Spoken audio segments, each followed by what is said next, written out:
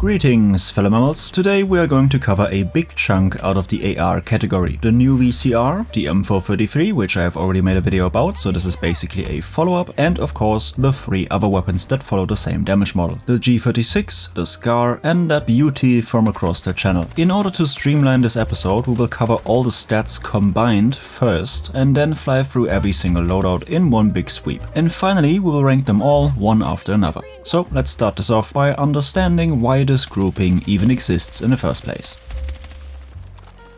All of these 5 weapons have the exact same damage model, 25 up to 21 meters, 20 up to 75 meters and 16.7 beyond. Very simple, very straightforward. That translates into this BTK graph, 4, 5 and 6. And then, tied to the 5 different rates of fire these weapons come with, we can stack them all up in this single time to kill chart. The new VCR takes the lead with its 900 rounds per minute and clocks in at 200 milliseconds in the first range. Right behind it, the M433 with 830 rounds per minute and a 217 millisecond time to kill. So these two are very close to each other and it's honestly hard to tell the difference during normal gameplay. Then in the third slot we have the B36A4, better known as das G36 with 720 RPM and a 250 millisecond time to kill. And then we get to the 2 long range options where the L85 steps up first with 635 RPM and 283 milliseconds. And then finally the SCAR with a rate of fire of 568 and the slowest time to kill of 317 milliseconds. Just from looking at this you might wonder why anyone would use any of the latter options, but of course that would completely ignore the recoil. And that's where I wanted to go over the stats from sim.gg, but alas we haven't been blessed yet. So to break it down into very simple terms, the faster it shoots the more recoil it has. So the SCAR is very easy to control and the VCR is pretty unruly. The rest of them follow suit of course. Another question you might have is whether the accuracy differs between them, and the answer to that is no. These 5 ARs have the exact same accuracy. They do however vary widely when it comes to reload speeds, bullet velocities and attachment availability. That also applies to the ammo types, so logically we should take a look at the headshots next. As we are all used to by now, regular headshots with the 1.34x multiplier do mostly nothing. Neither 1 nor 2 change anything about the BTK. Only if you manage to land 3 of them can you achieve this full 1-step drop. I don't think I have to point out how unrealistic that is. Thankfully you can somewhat improve that by using hollow point ammo. With the increase to a 1.5x multiplier you can benefit from the same drop with 2 headshots instead of 3. Nothing groundbreaking, but a bit better. And then on the 3 slower firing guns you also get access to synthetic tip ammo. As you can see, this basically does the same thing as hollow point, meaning it is also still useless with 1 headshot only, but at least it expands on the improvement with 3 headshots. How viable that really is going to be a topic for the build sections a bit later. But before we get there, let's take a look at the VCR first. Although unruly, for the ranges this thing wants to work in, I am still comfortable with the lower end grips. And if you do want to extend into the upper mid-range, I recommend 2-round microbursts. It starts to flinch on the 3rd shot. With that covered, let me quickly go over the picks here. Long suppressor, as always, basic barrel, slim angled for the ADS speed, regular magazine because the reload is fine, basic ammo, red dot sight, and of course the 20-point blue laser for accuracy and usable hipfire. A very good all-rounder setup and pretty comfortable to use. For a while I was also trying out the alloy grip for 20 points and the extended barrel for more velocity, but ultimately that seemed futile because of the optimal ranges of this weapon. It wants to stay below 35 meters when it can, and in that range the regular velocity is good enough, and having a fast ADS time instead leans more into its aggressiveness. So this is what I ended up with. A stealthy, fast killing, somewhat manageable weapon with an at least usable hipfire for close quarters. If you don't care for hipfire at all, the next build will be even better for you. Only 2 small adjustments were made here. I got rid of the blue laser for the light barrel instead, so keeping that accuracy buff but losing the hipfire bonus, and then I spent the leftover points on a 36-round magazine. So if you really don't like using hipfire, then this is going to be an even better build for you. Higher kill potential, and you also don't give away your position anymore. You could also switch this to the 30-round fast mag instead and use the ripped stubby grip if you want a bit more help with the recoil, but I don't think it will make that much of a difference, and having more bullets for those close range fights is certainly more useful. Next up, basically its twin now, the M433.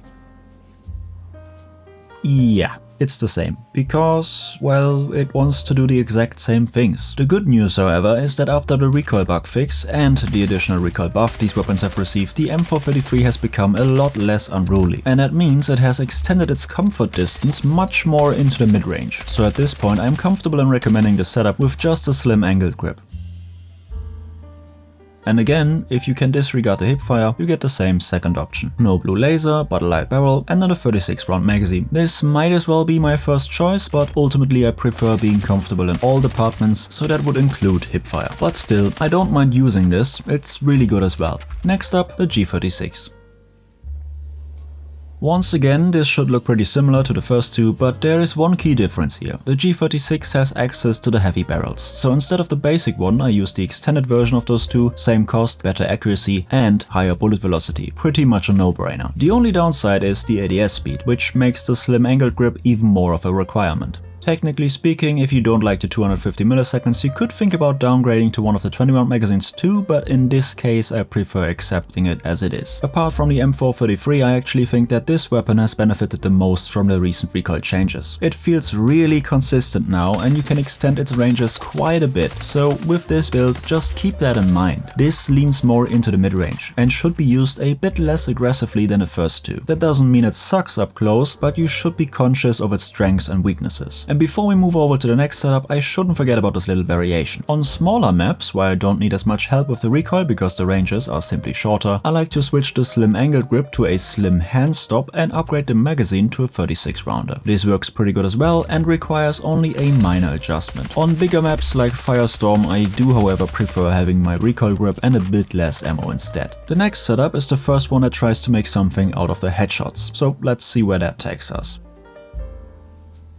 Yes, I know, no suppressor. Unusual for me, but since they are slowly giving in to the demands of the player base, I have a feeling that whole 3D spotting thing will die out sooner rather than later. We have already seen a first step into that direction and therefore I will slowly try to meet them in the middle. However, currently we aren't quite there yet, so I will only recommend this to people who know what they are getting into. Flash hider because 3D spotting is still horrible, heavy extended, slim angled, normal magazine, hollow point ammo, remember 2 headshots are required for any conceivable impact, red dot and blue laser. Potentially this build has more power than my preferred one, but it will also make it a lot easier for good players to hunt you down, so pick wisely. If you really want to make use of the headshots but you don't want to lose the stealth, you can also try this little variation. It's not quite as optimal performance wise, but can be made to work nonetheless. You get rid of the laser, you return to the long suppressor and then you upgrade to the ripped stubby. And no, I don't really see any viable build on this weapon with synthetic tip ammo, at least for the average player, who is my target audience. So let's move on to the L85 now.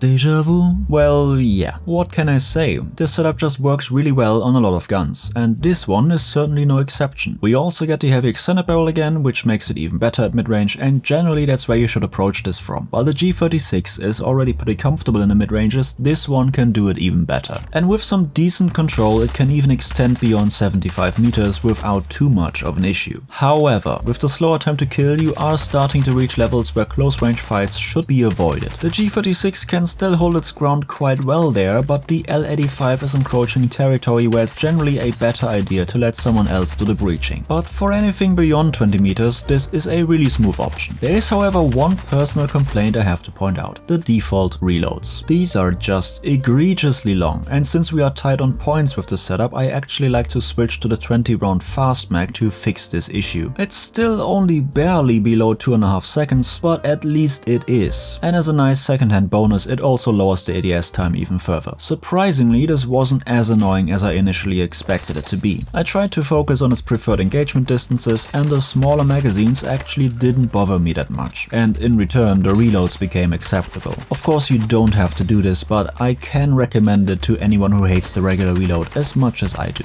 Next up, the headshot build.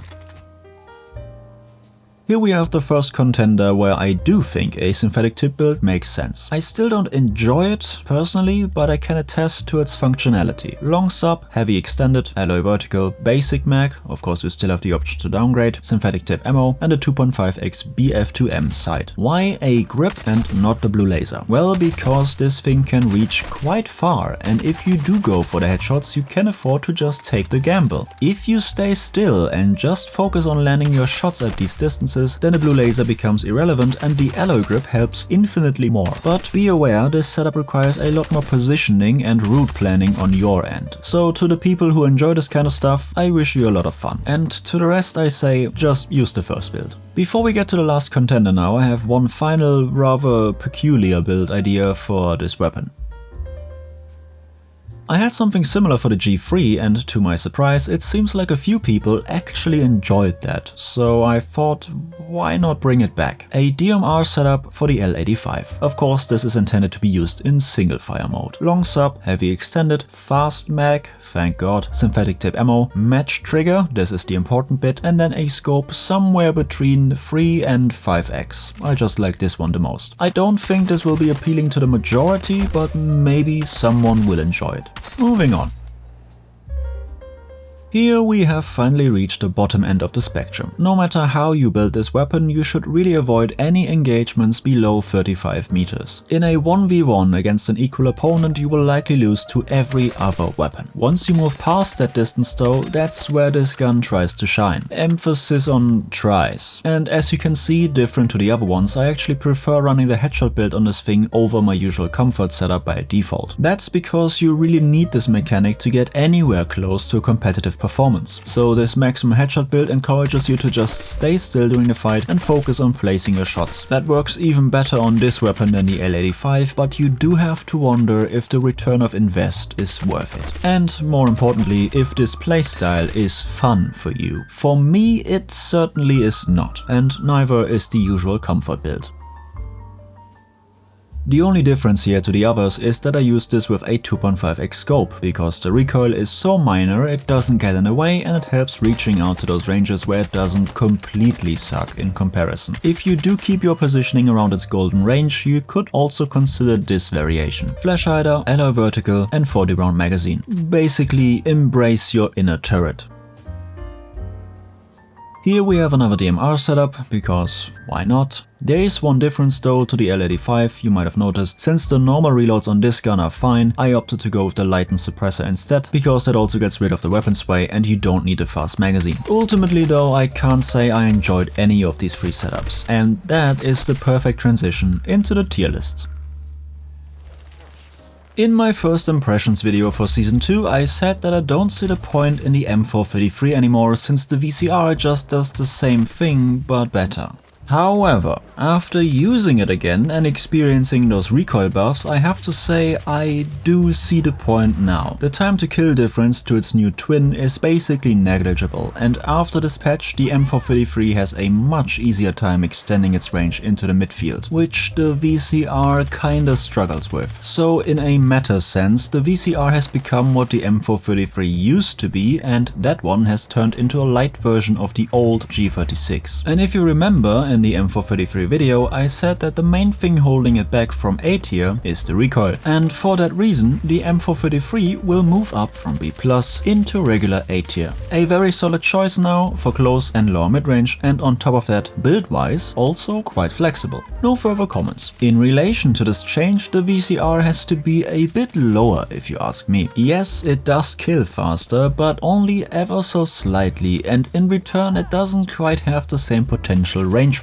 And since the attachment pool is basically identical, the only point in using this is if you really want to maximize the performance output in a close range. Not a bad weapon, but more limited than the M433. Fittingly, I think it makes sense that it takes over the now vacant B+ spot. To shake things up a little, let's talk about the SCAR next. Before Season 2 I would have argued in favor of it, at least a tiny bit. Mostly because what it does is usually what DMRs are better at, but those used to kind of suck. The problem now is that has changed. Not only does the recoil fix affect DMRs too, the LMR got buffed and the new GRT, no matter how much I may personally dislike it, is also better at this job than the SOR-556. So my question is, why would you use this? It's not like the AK-4D, which whilst being able to reach out similarly far also slaps up close because of its damage model. So what's the point? I have leveled the GRT to rank 50 in the last week, and even after that this thing somehow felt worse. So forgive me if I am missing something here, but in my eyes this weapon is only able to reach C tier.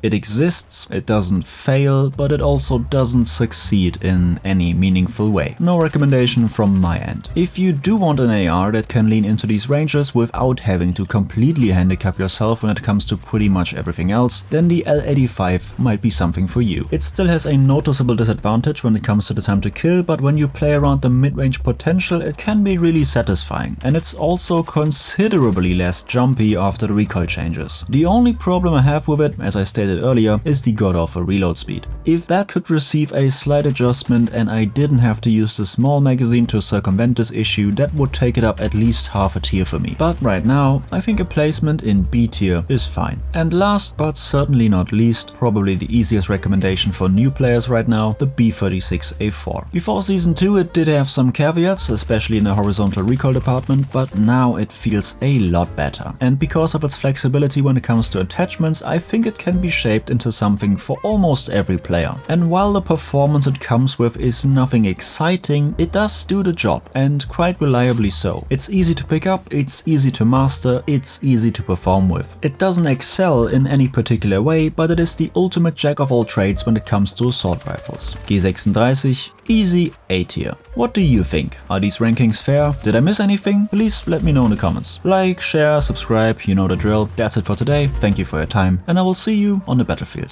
SORO out.